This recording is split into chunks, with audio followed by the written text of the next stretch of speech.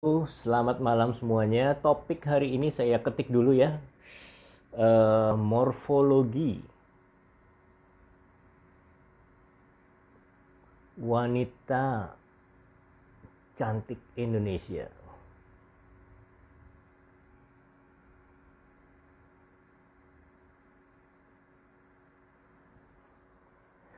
Ya, baiklah. Selamat malam semuanya. Silahkan bergabung di channel live Get Beauty by Dr. Greg.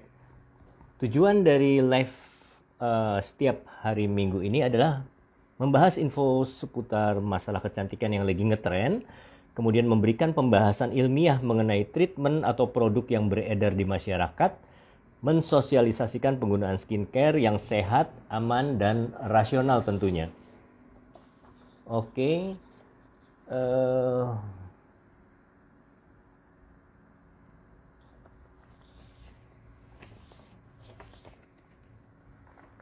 Baiklah.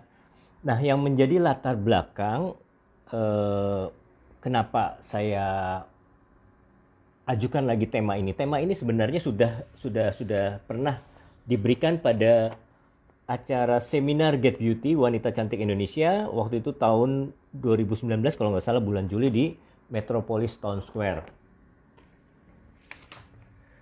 Latar belakang fenomena yang terjadi. Jadi banyak wanita yang mudah terobsesi oleh tren kecantikan. Contohnya, pingin kulitnya putih, glowing.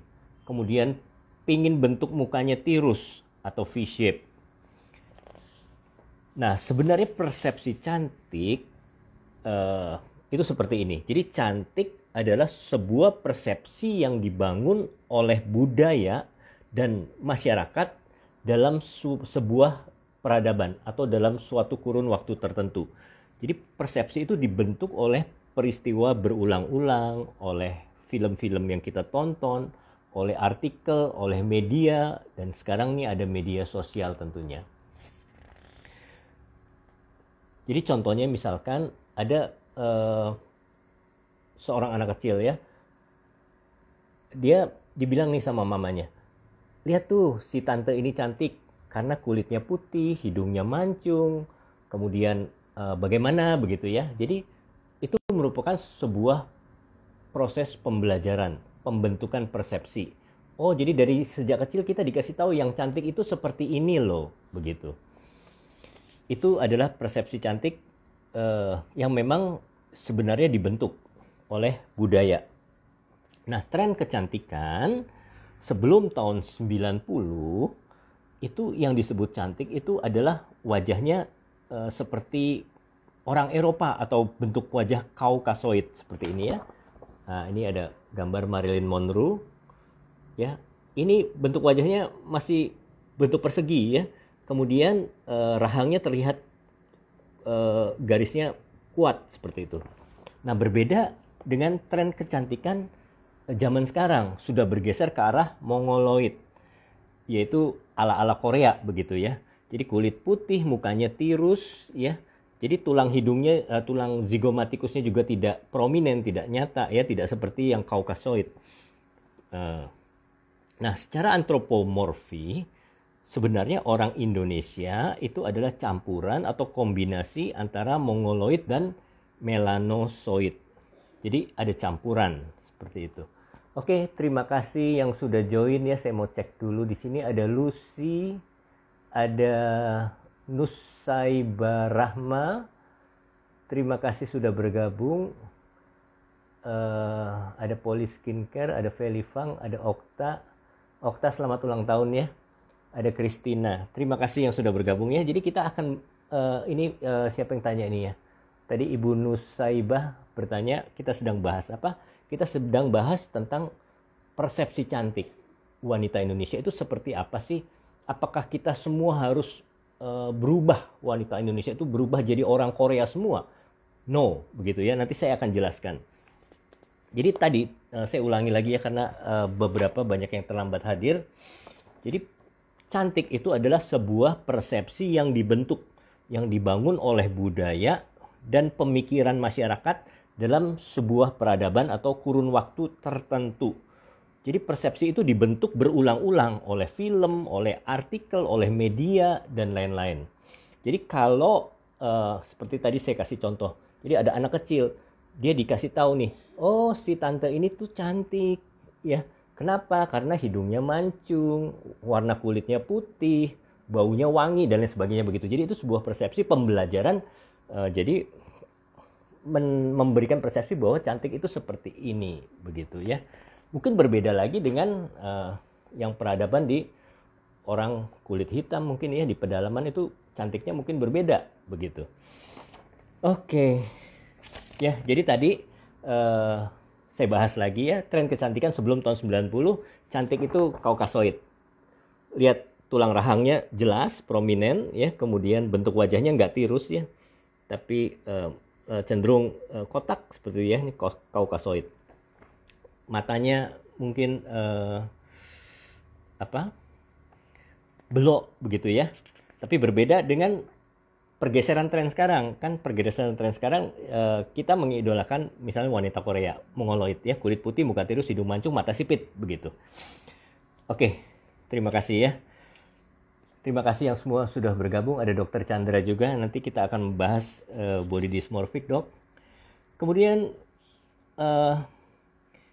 nah, kadangkala kita sebagai manusia pingin mengikuti persepsi cantik itu yang dibentuk oleh budaya. Jadi kita pingin melakukan transformasi radikal yang tadinya kita kulit hitam, mungkin mukanya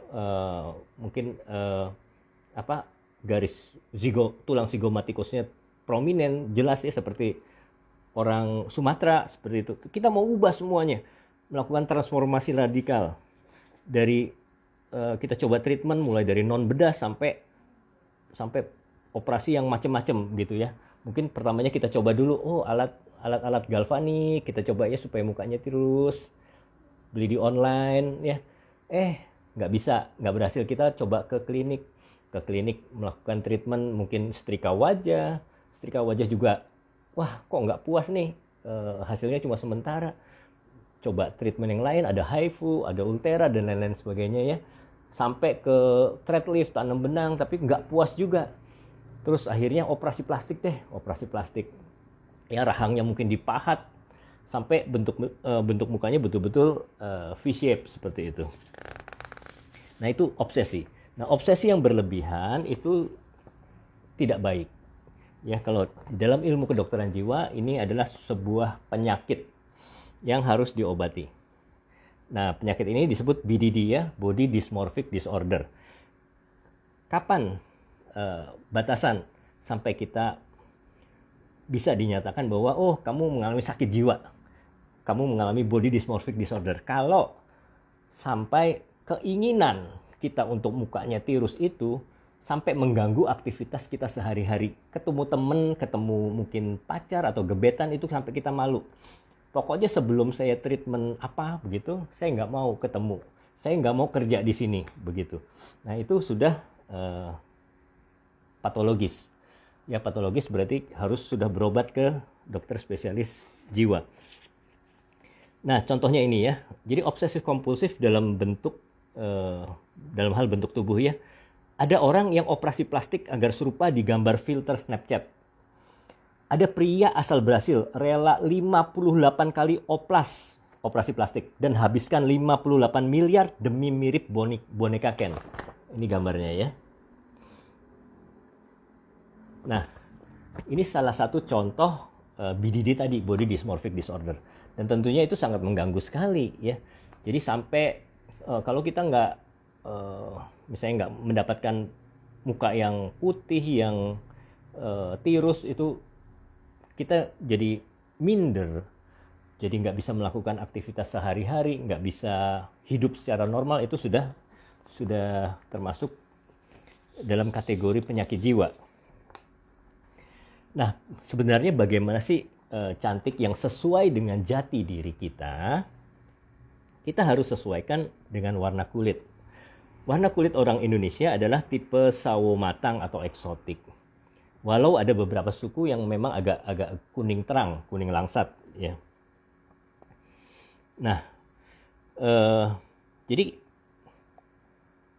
mayoritas penduduk Indonesia, karena kita berada di daerah yang dilewati oleh garis khatulistiwa, itu berarti sinar matahari panas banget, tegak lurus ya, menembus atmosfer. Nah, hal ini tentunya kalau yang kulitnya agak gelap itu sangat diuntungkan. Kenapa? Karena pigmen kulit itu melindungi tubuh dari paparan sinar UV yang bisa merusak, bisa menyebabkan kanker kulit ya, bisa menyebabkan kulit terbakar juga. Dengan pigmen kulit itu, maka tubuh kita akan terlindungi. Begitu. Ya, jadi jangan sampai kita memaksakan diri kita untuk menjadi putih banget. Karena kadang berbahaya. Kadang kita sampai sebegitunya ya, kita gunakan merkuri, kita gunakan hidroquinon dengan dosis yang tidak sesuai. Bahkan ada suntik-suntikan. Seperti kita ketahui bahwa suntik putih itu semua produknya adalah ilegal ya, dan sebenarnya pada orang sehat suntik baik itu vitamin atau antioksidan itu tidak boleh diberikan secara intravena. Kalau hanya suplemen per oral itu boleh. Jadi kita harus perhatikan betul-betul aspek manfaat dan bahayanya. Itu tentang warna kulit ya. Kemudian yang kedua, bentuk wajah. Jadi ada tulang dahi, tulang pipi, tulang rahang, itu masing-masing orang, masing-masing ras itu memiliki ciri yang berbeda. Ada variasi ya, bentuk wajah ada oval, diamond, persegi, ada segitiga, ada bulat, dan lain sebagainya. Jadi jangan sampai memaksakan. Bentuk wajah kita itu harus seperti artis idola kita, begitu ya. Oke. Ada yang bertanya mungkin, terima kasih yang sudah menonton. Ini baru nongol, ada Ade Citrawana, Ibu Dia, ada Seli, Ibu Seli, ada Saputri, ada Kristina, terima kasih sudah bergabung. Baiklah, sekarang kita bahas aspek hukum perubahan bentuk wajah ya. Sebenarnya ini kita bahas yang ekstrim, yaitu bedah plastik, operasi plastik ya. Sebenarnya tindakan operasi plastik itu ada indikasi medisnya. Ya, jadi nggak sembarangan. Oh, saya mau dong operasi plastik. Nggak bisa sembarangan. Indikasi medis itu yang pertama, operasi plastik digunakan untuk membenahi aspek faal atau aspek fungsi dari tubuh kita. Contoh, ada bayi orang yang lahir dengan bibir sumbing, ya, kemudian langit-langitnya juga pecah. Itu akibatnya apa? Dia nggak bisa ngomong kan? Oh, seperti itu. Nah, dengan operasi plastik itu dibenerin tuh, direkonstruksi. Jadi dia bisa bicara dengan baik kembali, seperti itu. Aspek faal. Kemudian ada memang aspek estetik. Contohnya tandur kulit atau tanam benang, skin graft pada kasus luka bakar. Misalnya orang yang disiram kena air keras, kebakar, ya, luka bakar ya, parah. Dan tentunya jelek kan ya kalau muka kita mengalami luka bakar. Nah, itu bisa dilakukan tandur kulit ya. Selain untuk aspek faal, aspek estetik juga. Kemudian di kedokteran gigi ada ortodonti ya. Jadi kasus yang mungkin prognatia dan retrognatia itu seperti apa ya, cakil begini, atau yang terlalu tonggos, itu juga kalau misalnya sampai mengganggu aspek faal, tentunya dilakukan operasi rekonstruksi. Kemudian untuk aging ya, keriput yang parah, orang tua yang udah menggelambir, itu bisa juga dilakukan rekonstruksi untuk estetika. Seperti itu ya. Jadi kita harus sangat mempertimbangkan aspek manfaat dan risiko. Karena setiap tindakan yang invasif, terutama yang operasi, yang suntik-suntik, itu ada risikonya. Bisa meninggal di meja operasi, begitu ya. Oke. Nah, bedah plastik dan rekonstruksi yang mengubah identitas dapat menjadi pidana ketika satu, dilakukan tanpa persetujuan. Yang kedua, tujuannya bersifat melawan hukum, yaitu bertujuan untuk menyamarkan asal usul penampilan secara sedemikian rupa. terutama untuk menghindari jerat hukum. Seperti itu ya. Oke. Nah, bagaimana sih sekarang supaya kita tuh tidak menjadi korban bisnis. Sebetulnya bisnis estetika itu bagus untuk perekonomian ya, untuk perekonomian kita semua. Namun kalau sampai itu merugikan konsumen, nah ini mestinya YLKI harus betul-betul bisa bekerja.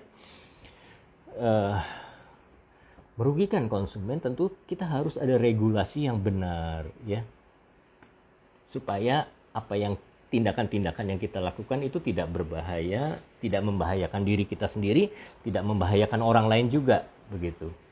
Jadi harus ada regulasi yang benar begitu ya. Nah, marilah kita sebagai orang Indonesia, terutama wanita Indonesia, kita bentuk persepsi cantik ala wanita Indonesia. Jadi jangan sampai kita itu tadi menjadi korban, terpengaruh budaya lain, terpengaruh kita ingin menjadi orang Korea mungkin atau orang Jepang, seperti itu. Ngapain ya? Mending mereka yang gantian pengen eksotik seperti kita. Nah, itu lebih bagus seperti itu. Jadi kita harus punya suatu kepribadian yang kuat. Persepsi cantik kuat ala wanita Indonesia. Dan di sini dibutuhkan peran tokoh-tokoh wanita Indonesia supaya tidak terpengaruh oleh tokoh-tokoh asing yang memang ngetren. Kita harus bikin tren sendiri. Ya. Brand-brand ambasador seperti produk-produk lokal Indonesia, Martha Tilar, Mustika Ratu dan brand-brand lain itu, dan tentunya juga Get Beauty, itu harus tampil ya. Harus menjadi panutan, harus menjadi tren yang diikuti oleh memang wanita Indonesia seperti itu. Event-event Putri Indonesia, Miss Indonesia, film, vlog kita, media sosial itu tentunya kayak TikTok itu sekarang juga ada mix tari Bali ya, itu saya rasa itu bagus sekali. Oke.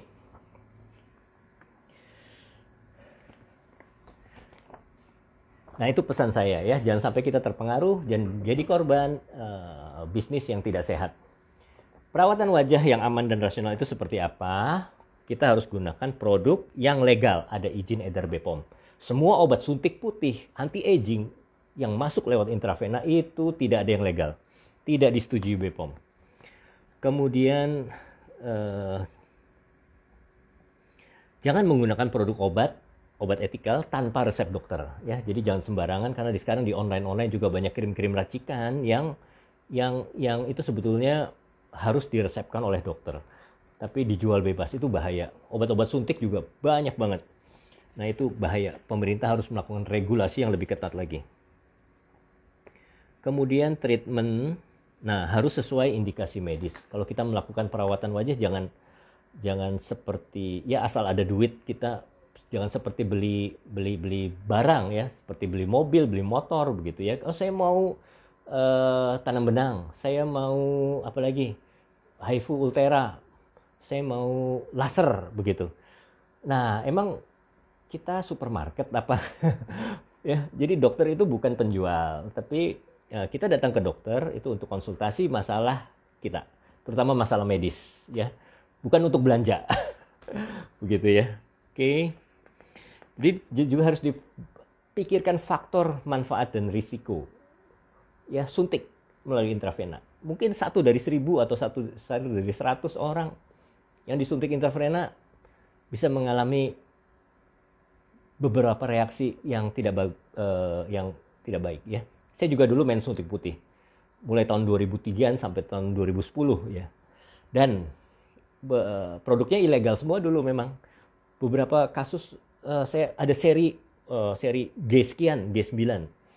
Saya beli, wah itu setiap pasien yang saya suntikan langsung meriang, badannya mengerentak semua, demam. Wah, ternyata abis itu produknya dokter-dokter lain juga nggak pakai itu produk.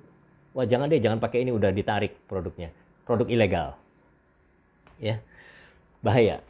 Dan ada juga yang shock, ya bisa sampai pingsan itu. Ada yang juga shock karena neurogenik, mungkin ketakutan. Dan itu kalau kita 100 pasien dapat 100 kali 1 juta lah misalnya. 100 juta lumayan kan. Tapi kalau satu sampai meninggal berabe kita. Ya nggak? Sampai waktu kita suntik, tiba-tiba dia shock, masuk ICU. Itu yang bikin repot. Nah, dan supplier saya juga itu yang supply ke dokter-dokter lain juga itu pernah ditangkap polisi itu. Oke, manfaat dan risiko. Ya, seperti itu. Jadi janganlah kita melakukan suatu treatment yang risikonya itu bisa membahayakan. Untuk supaya kita tampil lebih baik ya, daripada memaksakan, kita bisa gunakan make up dekoratif. Karena make up dekoratif produksi lokal kita juga itu sudah bagus. Kita bisa gunakan make up dekoratif. Kalau misalnya ini daerah saya ini kok terasa terlalu bulat pipinya ya, bisa di shading.